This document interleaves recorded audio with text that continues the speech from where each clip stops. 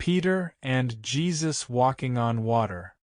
After the miraculous feeding, the people tried to crown Jesus as king. This idea, however, originated from the apostles and disciples. Jesus knew this, and after angrily sending the people away, he also had angrily ordered the apostles to leave. Like little boys sent away, the apostles boarded their fishing boats and sailed silently back towards Bethsaida.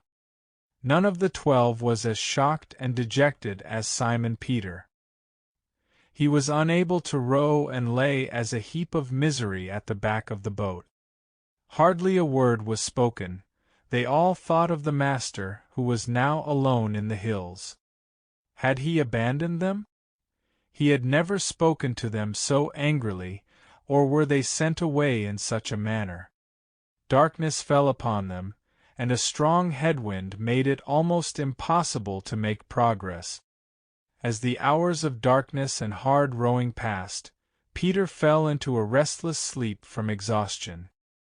While the other apostles rowed against the wind and waves, Peter had a dream.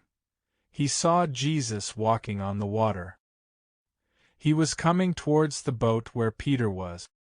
However, when the Master seemed to be passing by the boat, Peter cried out, "Save us, Master, save us." Some of the apostles heard Peter talking in his sleep. The dream continued in Peter's consciousness, and he heard Jesus say, "Be of good cheer, it is I, do not be afraid." Peter responded in his dream, "Lord, if it is really you, command me to come to you and walk on the water with you." And when Peter began to walk on the water, the boisterous waves frightened him, and as he was about to sink, he cried out, "Lord, save me!" All the other apostles in the boat heard Peter shouting in his sleep. Then Peter dreamed that Jesus came to his aid, reached out his hand, grabbed him, and lifted him up with the words, "O you of little faith, why did you doubt?" In the final part of his dream, Peter stood up and sleepwalked overboard into the water. The water startled him awake, and he was barely rescued by Andrew, James, and John, who pulled him back into the boat. To Peter, this experience always remained real. He genuinely believed that Jesus had come to him that night.